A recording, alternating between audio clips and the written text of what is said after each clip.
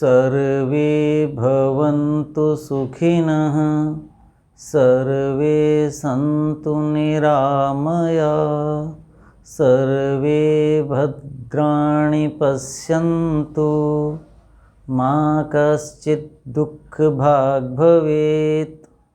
सभ्य सामाजिक गण, अब हम मधु, शहद जिसे लोक भाषा में कहते हैं, उस पर विचार करेंगे।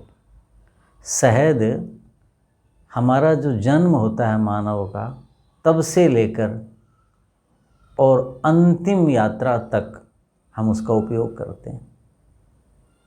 जब बालक का जन्म होता है तो सबसे पहले सोने की सलाका, और जो गरीब हैं वो अपने साधारण रीति से सलाका, सलाई जिसे कहते हैं, उससे बच्चे की जीभ पर शहद से ओम लिखा जाता है। उस समय भी शहद दिया जाता है बच्चे को। घी और मधु दोनों का वहाँ नियम है। तो उसके अलग अलग कारण हैं, कभी वो जो प्रसंग आएगा तो उस प्रसंग में विस्तार से बताएंगे। और वृद्धावस्था, बिल्कुल व्यक्ति मरणासन्न है, अभी शरीर परित्याग के आसपास है, उन दिनों भी शहद का प्रयोग कर रहा होता है। वृद्धावस्था में श्वास नली, फेफड़े, कंठ, इनमें कफ के विकार हो जाते हैं, तंगी हो जाती है, तो उस समय उसका उपयोग करते हैं। और पूरे जीवन भर तो लोग कर ही रहे हैं। आजकल लोग आप देख रहे हैं, युवा हैं तो सुंदर बनना चाहते हैं, तो छरहरी काया, पतला बनने के लिए विशेषकर युवतियां आदि, वो कि हम मोटे न हो जाएं, कितने प्रकार के प्रयोग हैं। लेकिन शहद के बारे में जो हमने समझा, विशेषकर मैंने, और लोग भी ऐसा समझते हैं, मैं देखता हूँ जब बातचीत होती है तो बहुत सी बातें जो शास्त्र में लिखी हुई हैं हमारी समझ से भिन्न हैं और विपरीत भी हैं। जैसे कि सबसे बड़ा उदाहरण, शहद को सामान्यतया लोग गर्म समझते हैं।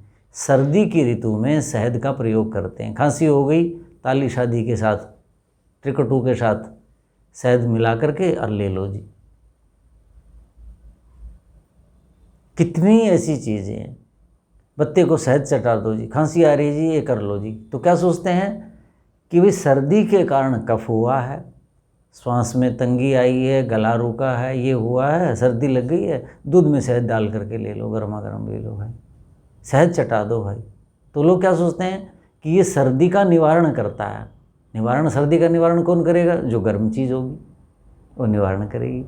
तो लोग शहद को गर्म समझते हैं। और जब तक मैंने आयुर्वेद में इसके बारे में नहीं पढ़ा, मैं भी शहद को ऐसा ही समझता था कि शहद ऐसा है। और जो अन्य मधुर चीज़ें हैं, जो गन्ने से बनी, चुकंदर से बनी हुई मीठी चीज़ें हैं, खांड, शक्कर, गुड़ आदि, चीनी, सब, बूरा, मिश्री, तो ऐसे ही शहद के गुण समझते थे कि जैसे उनके गुण हैं ऐसे शहद भी मीठा है, ये उसके गुण हैं, जबकि उनसे इसके बिल्कुल भिन्न गुण हैं। और शहद जिसे गर्म समझा जाता है तो लिखा मधु शीतम, चरक ने भी ऐसा लिखा है, सुश्रुत ने भी ऐसा लिखा है, मधु शीतम, शीतल है। जब ये पढ़ा तो एक आश्चर्य ऐसा हुआ कि रे, हम तो इसको गर्म समझते थे। लोग शहद को गर्म समझते हैं, क्यों? सर्दी में इसका सेवन किया जाता है, च्यवनप्राश में भी शहद डलता है। इसका मतलब क्या है कि शीत का निवारण करता है, शीत से उत्पन्न रोगों को दूर करता है, उनके निवारण करता है, तो गर्म होगा ऐसा मानते हैं। तो फिर इतना सब कुछ है तो ये क्यों ऐसा किया जाता है? शहद सर्दी में फिर उपयोग क्यों है यदि शीतल है? तो क्या है कि शहद जो है वो क्या है, कषाय अनुरसम लिखा है। जब चखते हैं ना, मैंने भी अनुभव किया, तो मैं सोचता था ये क्या कारण है। चीनी खा लीजिए आप, खांड, गुड़, शक्कर खा लीजिए, खाने के बाद जब वो मुंह में से अंदर चली गई तो भी मुंह मीठा रहता है और उसमें एक तरलता, स्निग्धता बनी रहती है। लेकिन मैंने देखा कि शहद जब मैं खाता और खाने के बाद जब शहद चला गया कंठ से नीचे, तो उसके बाद मुख रुक्ष दिखता था। मैंने कहा ये क्या कारण है, नहीं आती थी बात समझ में। लगता ज़रूर था कि नहीं तो कोई भी मीठी चीज़ खाइए और उसके बाद कितनी देर तक मुख में ऐसे स्निग्धता, तरलता ऐसी बनी रहती थी, अच्छा सा। लेकिन शहद खाने के बाद रूक्ष लगता था। खाने में शहद मधुर है, तो ये लिखा कषाय अनुरसम। शहद क्या है, जब खाते हैं तो वो आपाततः मधुर है, मुख्य रस उसका मधुर है, लेकिन कषाय अनुरसम, कषाय मधुर के बाद कषाय रस है। जैसे लस्सी और दही आप लेते हैं तो क्या होता है, कषाय अनुरसम, उसके बाद मुख रुक्ष हो जाता है क्योंकि कषैला होता है। जैसे आंवला खाइए, कषाय रस है, उसमें मुख रुक्ष हो जाता है। कीकर की दातुन कीजिए, वहाँ तो मुख्य रस ही कषाय रस है, इसलिए ऐसा है। लेकिन शहद जो है उसमें मुख्य रस तो मधुर है और उसके बाद कषाय रस है। तो मधुर रस जब चला गया हो गया तो उसके बाद वो कषाय रस मुख को रुक्ष कर देता है। और कषाय जो है, जो चीज़ें हैं वो हमेशा गर्मी को शांत करती हैं और ये शीतल भी है। तो ये नई चीज़ें पता चली। तो हम सर्दी में बच्चे को कफ हो रहा है, सर्दी में खेल लिया, हवा लग गई, नंगे पैर घूम लिया, फेफड़े रुक गए, भाई गला रुक गया, उसको तो बहुत खांसी आ रही है। मनुष्य, बड़ी उम्र के लोग, वृद्ध तो लेते ही हैं खूब। क्यों लिया जाता है कि वो कफ को काटता है। कषाय रस क्या करता है, कफ का भेदन करता है, कफ को काटता है, कफ को सुखाता है। तो हमारी श्वास नली में, जो कंठ में जो कफ जमा हो जाता है, शहद में जो कषाय रस है वो उसको काटता है। इसलिए हम शीत में जो औषधियाँ लेते हैं आयुर्वेद की, या अकेला शहद चाटते हैं या दूध के साथ लेते हैं, तो वो इसलिए लेते हैं कि वो कफ का भेदन करता है, उसको काटता है, उसका शमन करता है। क्यों, उसमें कषाय रस है, इसलिए नहीं कि वो गर्म है। तो शहद जो है वो शीतल है। और अभी विस्तार से अभी चर्चा मैं करूँगा क्रम से कि आचार्यों ने क्या क्या कहा है। लेकिन जो शहद का सबसे बड़ा गुण, मुझे आश्चर्य जो हुआ उसको जान करके, पढ़ करके, वो मैं बताता हूँ।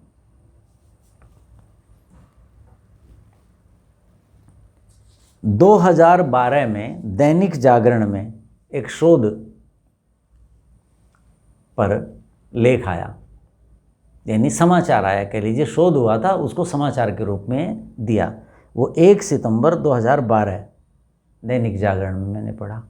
वहाँ क्या हुआ, उसके बाद तो शहद के बारे में गजब ही हुआ। तो मन हुआ कि क्यों न इसी के ऊपर विस्तृत जानकारी दी जाए लोगों को। देखो वहाँ क्या हुआ है, वहाँ उन्होंने लिखा कि जो एम्स है, all India medical institute of medical sciences, जो अखिल भारतीय आयुर्विज्ञान संस्थान दिल्ली, इसके जो ट्रॉमा सेंटर है उसमें डॉक्टर अनुराग श्रीवास्तव, इन्होंने, ये मुखिया थे और इनकी टीम ने वहाँ एक प्रयोग किया शहद के ऊपर। उन्होंने पढ़ा होगा आयुर्वेद में, कहीं कुछ किया होगा, ये तो एलोपैथी के लोग हैं। तो उन्होंने प्रयोग किया कि भाई जो शहद है ये कैसे कार्य करता है। आयुर्वेद में पढ़ा होगा, कहीं आया होगा। कुछ ऐसे योग्य लोग होते हैं जो अपने जो पैथी है, अपना जो ज्ञान है, उसके अतिरिक्त भी जो उत्तम चीज़ मिलती है उसको ग्रहण करते हैं, लागू करते हैं। तो उन प्रयोगधर्मी चिकित्सकों में से ये एक प्रोफेसर अनुराग श्रीवास्तव कहते हैं कि इन्होंने 45 रोगी छाटे ट्रॉमा सेंटर में, जो ओपीडी में आए 45, और उनको 2 भागों में बांट दिया, 22 और 23। 23 रोगी जो वहाँ ट्रॉमा सेंटर में आए, जिनको जख्म वगैरह होते हैं, चोट लगती है, और 22 जो है वो एक तरफ छांट दिए।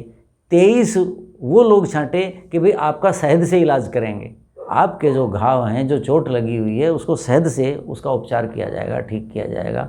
और 22 लोगों को जो अंग्रेजी पद्धति की दवाई है बेटाडीन, सामान्यतः सभी जगह उसी का प्रयोग करते हैं, उससे किया कि परीक्षण करते हैं कि इन दोनों में कितना अंतर है कार्य में।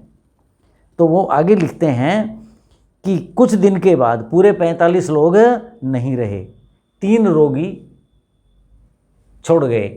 यानी ये जो शोध चल रहा था, जहाँ वो इलाज करा रहे थे, उससे वो अलग हो गए। अपना इलाज कराया होगा वहीं ट्रॉमा सेंटर में, लेकिन जो ये प्रयोग चल रहा था वो छोड़ करके चले गए।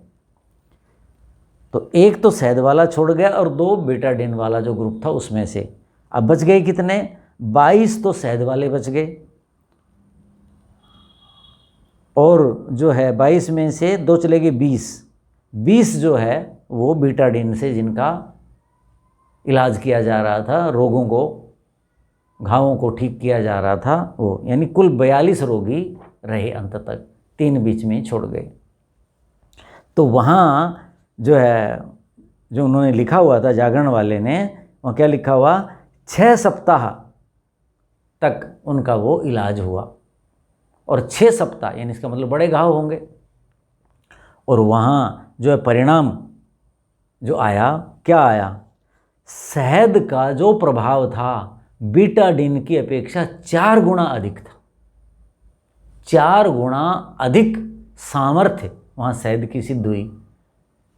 एम्स में जो ट्रॉमा सेंटर है वहाँ जो इलाज हुआ, एक जैसे रोगी लिए 1 दिन से इलाज शुरू किया, 2 भागों में बांट दिया गया।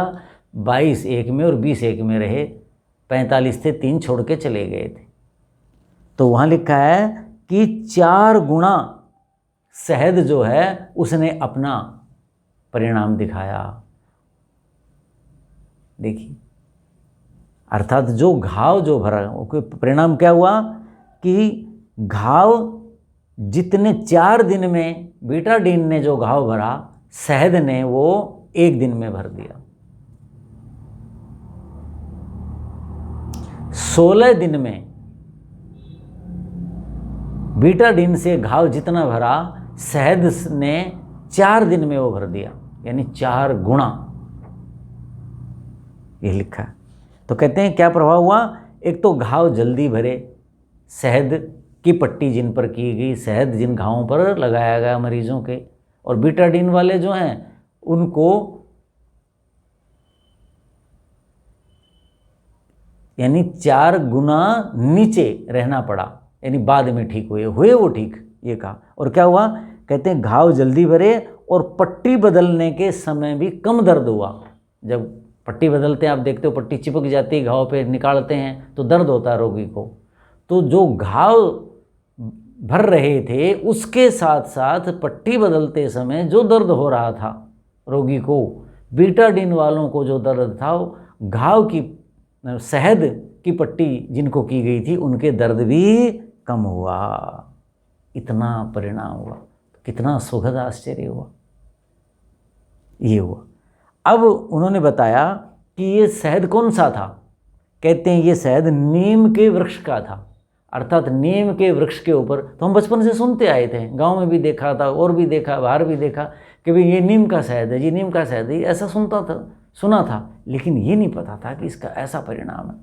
तो नीम के वृक्ष के ऊपर जो छत्ता लगा है मधुमक्खी का, इसका मतलब है कि नीम निकट है और उनके जो फूल हैं उनका वो मकरंद, पराग, मधु वो लेते होंगे ज़्यादा, औरों से भी लेते हैं, तो इसलिए वो उत्तम माना जाता है। और कुछ उस पेड़ पे लगा हुआ है, वहाँ रहते हैं, उसके सानिध्य का भी फर्क रहता होगा। तो ये बताया। तो बताया उसमें क्या क्या तत्व हैं, उन्होंने अंग्रेजी उसे में बताया पदार्थों के। कहते हैं इसमें hydrogen peroxide, vitamin C, amino acid और फ्रुक्टोज शुगर, ये तत्व इस शहद में थे। इनके कारण ये जो तत्व थे, कहते हैं इन्होंने जीवाणुओं को धीरे धीरे मारा और वो घाव भर गए। ये शोध था। अब जब ये मैंने पढ़ा तो फिर अपने आयुर्वेद के ग्रंथ खोले, मैंने कहा मधु के बारे में ऐसा है क्या कहीं देखूं। तो मैंने सारे जो मौलिक ग्रंथ थे, चरक, सुश्रुत, वृद्ध वाग्भट्ट, इनके अष्टांग संग्रह, अष्टांग हृदय, ये सारे पढ़े, देखा। तो वहाँ क्या मिला? चरक को जब पढ़ा तो वहाँ क्या लिखा, मधु संदधाति। ओहो, मैंने कहा देखो आचार्य ने सूत्र रूप में कितनी बड़ी बात कह दी। मधु संदधाति, मधु क्या करता है, संदधाति, संधान करता है। ट्रॉमा सेंटर में कौन जाते हैं, मुझे ज़्यादा अंग्रेजी नहीं आती, ट्रॉमा उसी को कहते हैं ना जो चोट लग गई है, एकदम कुछ हो गया, घाव फट गया, कुछ हो गया, बड़ी चोट, तो वहाँ क्या होगा, वहाँ मांस फट जाता है, त्वचा फट जाती है, यानी जो शरीर को संगठित किए हुए है, बांधे हुए है, वो जो संरचना है वो टूट जाती। तो ये मधु के चरक लिखते हैं सूत्र स्थान में, मधु संदधाति, मधु जो है संधान करता है, जोड़ता है, सीता है, पिरोता है। संदधाति का मतलब ये सारा है, यानी जो चोट लग गई है फिर हम ठीक हो जाते हैं, धीरे धीरे हो जाते हैं, वो सारा कार्य मधु करता है। देखिए, तो खाएंगे तो अंदर से क्या करेगा, शहद ऐसे तत्वों का निर्माण करेगा, जल्दी बनेगा। जो शरीर को जोड़ने के लिए चाहिए वो चीज़ जल्दी बनेगी। और ऊपर पहले ये तो हमें पता था, शहद वाले गुणों मैंने बताया था, उसमें क्या कहते हैं, दूध वाले में कि भाई चोट लग जाए तो दूध पीते हैं, उसमें घी डालते हैं, उसमें शक्कर डालते हैं, अंदर से पुष्टि होगी तो जल्दी चोट दूर हो जाएगी। अब मुझे तो शहद का भी लगता है कि जिस व्यक्ति को चोट लगी है यदि उसको शहद खिलाया जाए, तो ये मैं अपनी तरफ से सोच रहा हूँ, क्यों, वो खिलाएंगे तो अंदर से जो रस बनेगा, रक्त बनेगा, उसके बाद जो धातुएं बनेंगी और उससे वो जो टूटा हुआ भाग है, फटा हुआ भाग है, कटा हुआ भाग है, कुचला हुआ भाग है, रगड़ा हुआ भाग है, जहाँ भी ये चोट लगी है वो शरीर अंदर से भरेगा। और ऊपर से उसकी पट्टी करेंगे, शहद लगाएंगे तो वो जल्दी भरेगा, जीवाणुओं को मारेगा, जैसे ये बताया हुआ, जल्दी सब कुछ करेगा। ये पढ़ा। आगे एक आचार्य हैं चक्रदत्त, उनकी पुस्तक का नाम ही चक्रदत्त है। वो क्या लिखते हैं, संदधाति विश्लिष्टानि मांसादिनी संश्लेषयति। जब ये पढ़ा तो मधु संदधाति जो चरक का था ये और स्पष्ट हो गया, तो बिल्कुल साफ लिख दिया कि मधु क्या करता है, संदधाति। संदधाति का मतलब क्या व्याख्या करते हैं वो, विश्लिष्टानि मांसादिनी संश्लेषयति। जो चर्म है, मांस है, मेद है, अस्थि है, मज्जा है मांस आदिनी, ऐसे मांस आदि जो विश्लिष्ट हो गए। श्लिष्ट का मतलब क्या होता है, ऐसे गुथना चबकना। विश्लिष्ट का मतलब क्या होता है, जो अलग अलग हो गए, टूट गए, जो घटक बना हुआ था एक उन सब का, वो जो अलग हो गए हैं। तो विश्लिष्ट का मतलब जो ऐसे अलग अलग हो गए हैं, उन मांस आदि को जो संश्लेषयति, उनको दोबारा उसी रूप में जोड़ देता है, उसको संदधाति कहते हैं। ऐसी उन्होंने व्याख्या की है। और क्या लिखा, भाव मिश्र क्या लिखते हैं, व्रण शोधनम विरोपणम च। देखिए, ये बात चरक ने भी लिखी हुई है, ये बात सुश्रुत ने भी लिखी हुई है कि ये कैसा करता है, व्रण। देखो जो है इन्होंने ये लिखा है कि व्रण शोधनम, व्रण विरोपणम, संधानम। चक्रपाणी एक आचार्य हैं, वो क्या लिखते हैं मधु के बारे में, व्रण शोधन रोपणम च। ये चक्रपाणी लिखते हैं, बताइए। और चरक क्या लिखते हैं, संधानम छेदनम। बोलो, ये संधान करता है, जोड़ता है, कितनी बड़ी चीज़ है। ऐसे ही सुश्रुत जो हैं वो लिखते हैं, संधानम रोपणम शोधनम च। देखो तीनों कार्य, सबसे पहले क्या है, मांस आदि जो फट गए, सारा मेद, अस्थि, हड्डी पर भी खरोंच आ गई, तो उन सबको जोड़ना, जोड़ दिया। रोपणम का मतलब क्या हुआ, फिर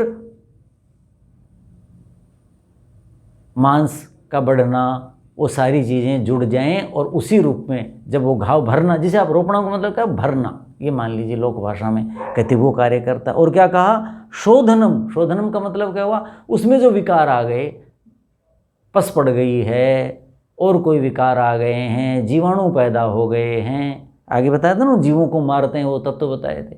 तो ये सारी बातें लिखी बताइए, यानी संधान करता है, रोपण करता है, शोधन करता है। तो इतना बड़ा गुण है। भाव मिश्र क्या लिखते हैं, व्रण शोधन रोपणम च, ये व्रणों का शोधन करता है और क्या करता है, व्रणों को भरता है। सूक्ष्मम परम स्रोतो विशोधनम, कितनी बड़ी बात लिख दी।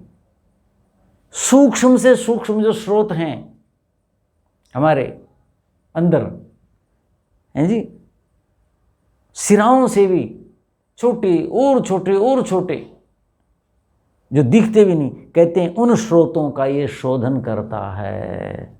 ऐसा भाव मिश्र जिन्होंने भाव प्रकाश पुस्तक लिखी, यानी चरक हो गए, सुश्रुत हो गए, चक्रदत्त हो गए और चक्रपाणी दत्त हो गए, भाव मिश्र, यानी इतने आचार्यों का मैंने फिर ये पढ़ा और देखा। तब मुझे लगा अरे वो जो डॉक्टर अनुराग श्रीवास्तव हैं उनको किसी ने बताया होगा या उनकी आयुर्वेद में रुचि होगी और उन्होंने देखा होगा और उनकी श्रद्धा बनी होगी कि इतना लिखा है तो क्यों न हम बीटाडिन की अपेक्षा यदि ये ज़्यादा लाभदायक है तो इस पर प्रयोग करके देखें और लोगों को जल्दी, एक 16 दिन में जो घाव ठीक होना था, भरना था, वो 4 दिन में भर जाए। एक जो 1 महीने में भरना था, क्यों वो 8 दिन में न भर जाए और ठीक हो जाए, उसके जीवाणु मर जाएं और जल्दी हो जाए। ऐसे आचार्यों को हमारे यहाँ क्या कहा है, वैद्यों को पीयूष पाणी, चरक लिखते हैं पीयूष पाणी।